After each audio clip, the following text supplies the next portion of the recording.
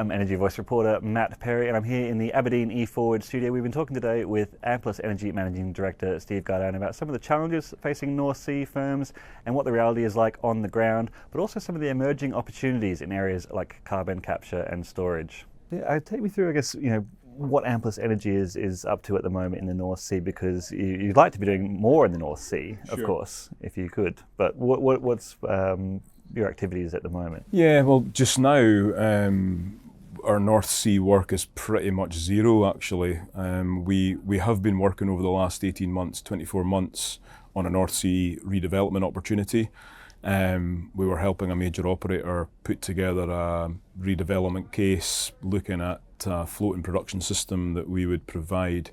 But unfortunately that project's in pause mode as things stand just now. So it was a really interesting piece of work for us to do. It allowed us to pull on our kind of wider discipline, multidiscipline network to do it. And we were proud that we were able to significantly improve the metrics for that redevelopment project from maybe what the base case was by the large operator, just through thinking a little bit differently. And we believed that that had a real potential to flow forward into a more conventional sort of feed and then into a conversion or a redeployment project for an FPSO. But unfortunately, the opportunity remains, but it's not moving anywhere just now, just by a nature of the economics of working in the North Sea and some of the uncertainties around environmental consenting and things like that. Yeah, we've discussed a lot, I think, and heard a lot about the challenges of operating in the North Sea at the moment. But what have been some of the key challenges for you, and kind of what has that led? You're looking at overseas markets. What has been the driving force behind that? Yeah, I mean, we're looking to grow, and we're kind of entrepreneurially backed. So standing still is not going to be an option for us. So we can continue to push on our doorstep as much as we can, but if the client base isn't making decisions to move projects forward, then we have to look further afield where people are making those sorts of decisions. So, we've got lots of North Sea experience, and we believe we've got something that could really, a kind of offering that could be quite disruptive to what's maybe been conventionally the approach to some of the, let's say, more marginal or small pool field developments in the North Sea. But if those types of projects are not moving anywhere, then you have to look further afield, and that's what we've done. So yeah, we've got a sales presence in both Brazil and in West Africa. So those are two obvious areas. There's lots of floating production systems down there. There's quite a number of owners that are looking for support around field development solutions and ultimately floating production solutions. So we've been focusing on those regions, and again, a bit similar to the scope in the UK, where we sort of work collaboratively with an owner or an operator, supplementing their team with our experience to try and drive towards an FPSO or a floating production system of some sort solution at the end of it. Those things can be non-linear. You can get a little bit of progress and then they stop to look for funding, and so. But internationally, there's definitely more happening, and it's an area where we are quite focused just now. And the UK government is currently consulting on some of those challenges around things like licensing, uncertainty around Scope 3, downstream emissions, consenting and planning, and of course the fiscal environment around the windfall tax. Is there still scope to turn things around if the right decisions are made, and you could see that work pick up again in the North Sea? I think that's a great question. My opinion is the clock is not infinite. I think there's a window of opportunity that, and again, it's an opinion based on experience, but there's a window of opportunity that might run out a couple of years in my view, maybe max, beyond which you'll find critical nodes and critical infrastructure beginning to go, and it's very difficult to see a way back once some of those nodes and infrastructure perhaps begin to start following a decommissioning track. But I think for now, if more clarity was established around, well, the willingness to consent, the rules around environmental consenting, so licensing consenting, environmental consenting, and a more favourable fiscal regime, or at least a stable fiscal regime. More favourable, preferably, but definitely more stable. What the industry and what the investors don't like is where it's not certain, or it's very uncertain, and there's been historical change, and that's what we've seen in recent times. It's got progressively worse, and the horizon has been uncertain. So when you're making potentially, hundreds of millions, in some cases billion-dollar decisions that might have, at best case, a 5 to 10 year payback period. You need to have some certainty, and people just aren't making decisions on that basis at the moment. And if the industry was able to get some of that policy certainty, that clarity, and importantly that stability back, what would that mean for a company like Amplus? What opportunities do you still see available in the North Sea if that were to happen? Yeah, so again, a great question. I think it opens up a whole bunch of opportunities. So there are, there were potential clients of ours that we were in early stage discussions with who are owners of fields, material fields in some cases, not necessarily some of the the big ones that are getting all the headlines, the Rosebanks and the Cambos and whatnot.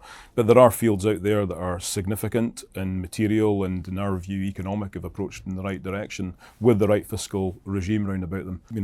More certainty around those parameters, as you've described, fiscal certainty, more confidence around there being a regime that we can work with clarity in relation to consenting, then those sorts of projects can be unlocked again, and I think investment can flow.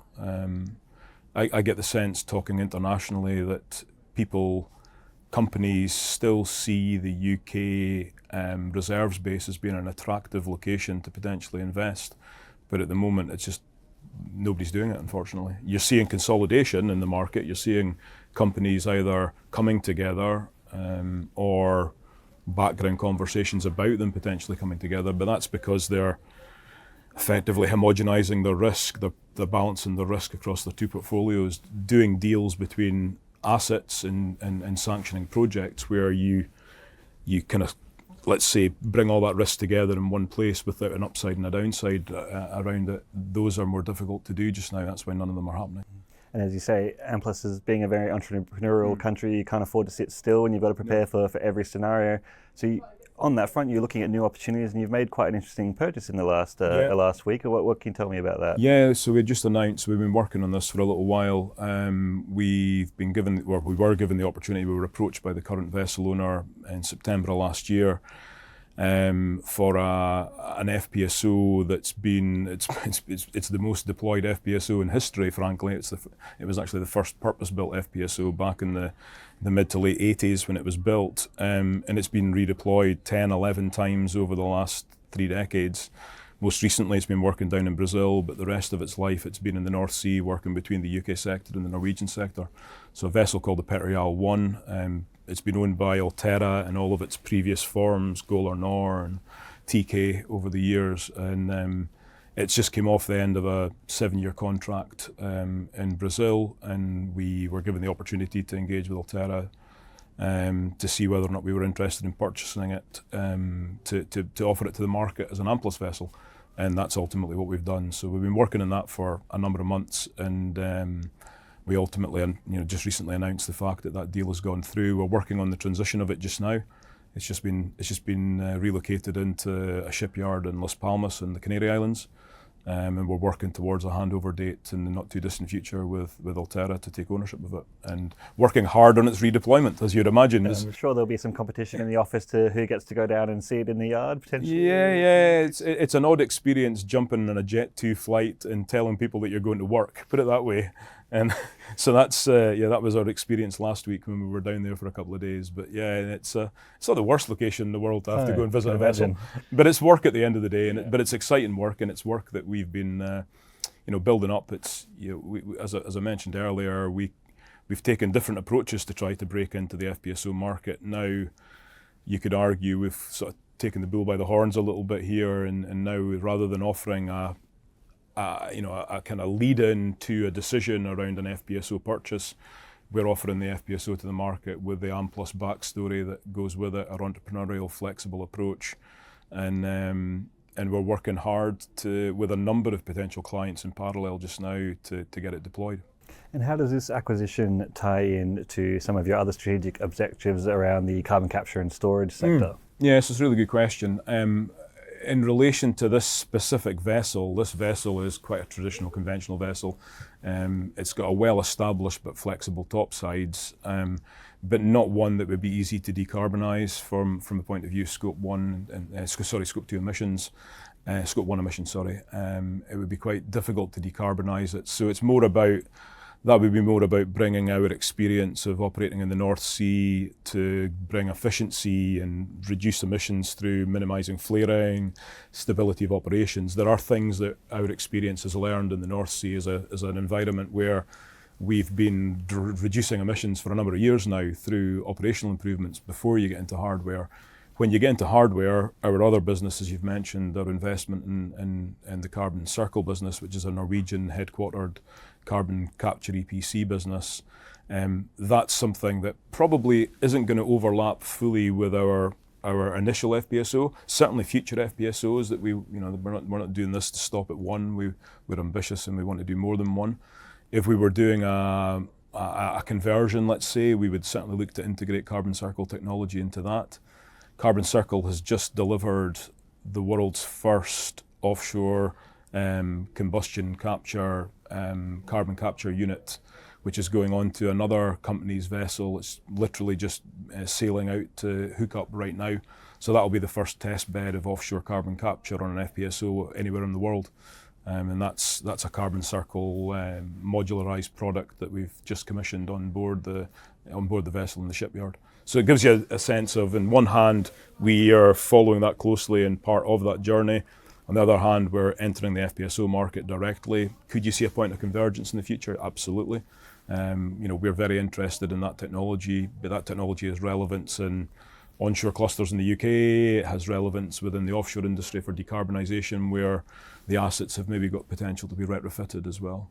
And how does that strategy, I guess, coming back to that policy uncertainty at the moment, what do you need to see from the government, from regulators, to make sure that these projects, these carbon capture projects, these emissions reductions projects, that companies have the ability to progress them and keep projects going?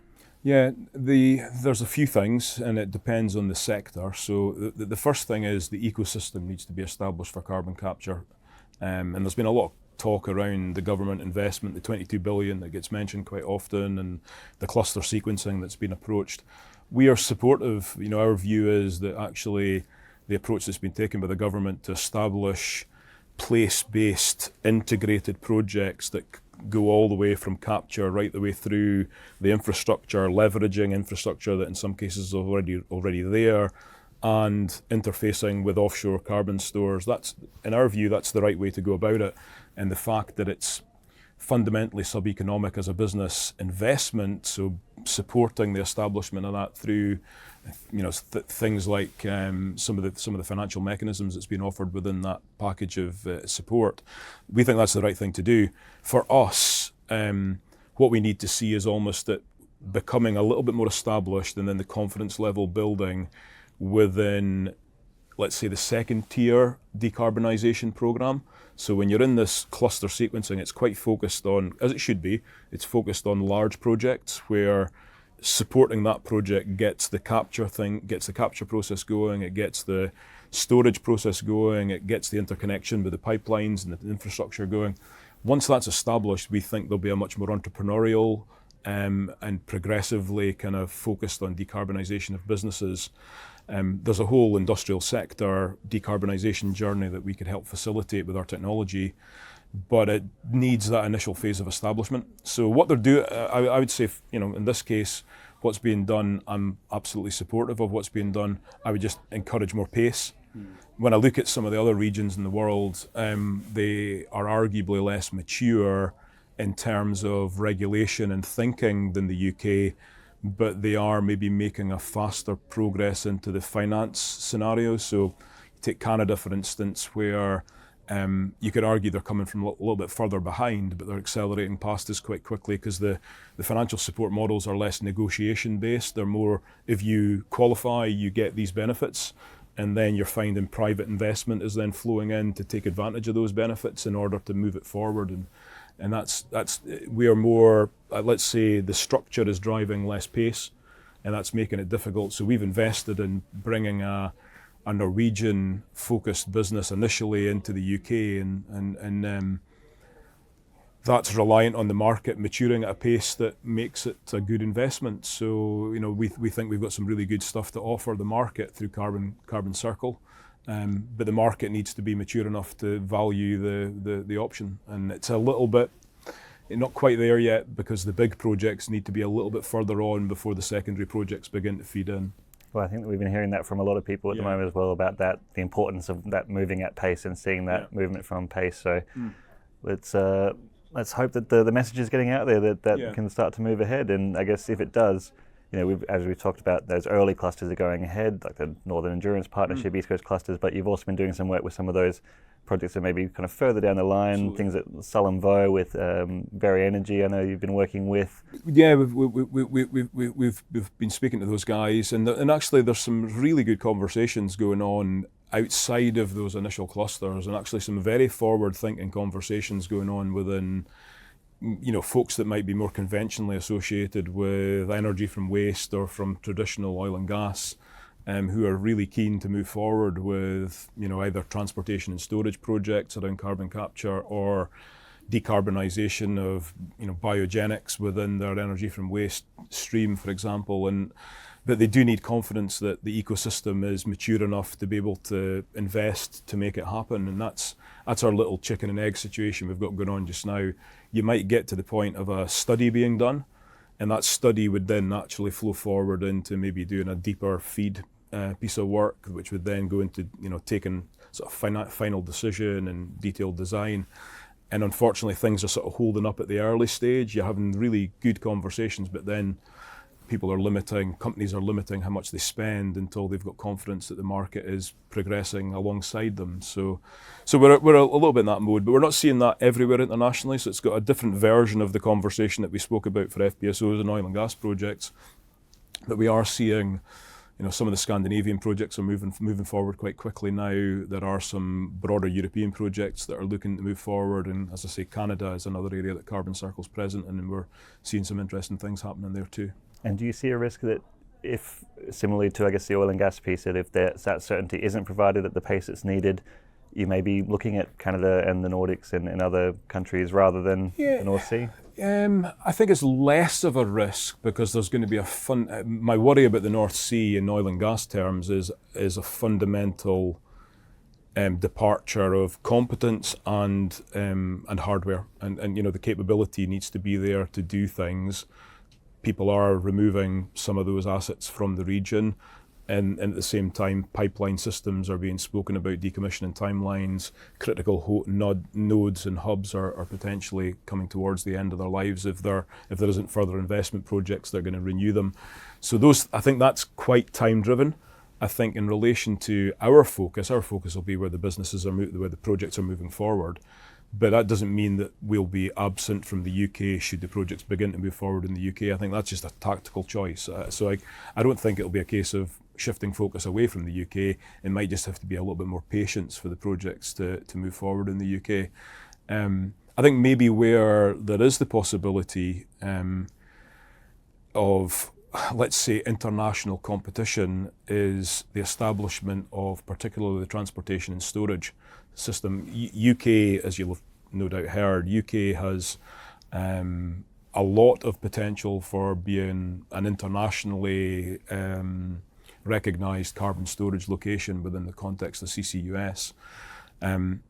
But ultimately, the capture of carbon is relative. It's regionally agnostic. So if, for example, the cost to sequester a ton of carbon in West Africa is X and it's 3 times X in the UK, don't be surprised to find, all other things being equal, that money is going to flow into doing it where it's cheaper to do it, because ultimately reducing the amount of carbon in the atmosphere is relatively regionally agnostic. Where we have, I'm not saying the potential to move forward, is we have lots of source emissions, industrial source emissions that are hard to abate through any other way.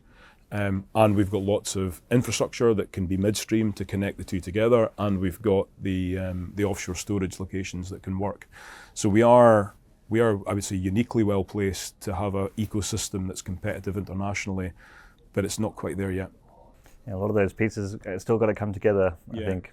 And quite aggressively, when you look at some of the targets that's been spoken about by government, and the funding, as we've said, the funding is flowing into things like Northern Endurance now. The targets are quite aggressive. To ramp up at the scale and speed to hit some of the 2030 targets that are being spoken about will require projects to click together quite quickly. And our hope is that if that does happen, then the confidence builds in the second orbit out, the second tier out, and that's where our business can grow, and we can provide solutions to that market that is learning from the great work that our Norwegian colleagues have been doing and bringing it into the UK market. Yeah, well, as we was hearing, a lot of factors need to come together to move that forward, but it sounds like in a lot of ways it is moving in the right direction. So a lot of things to be hopeful and excited about, I think, in the future, particularly for companies like Amplus. Absolutely, yeah, for sure. That's why we're doing it.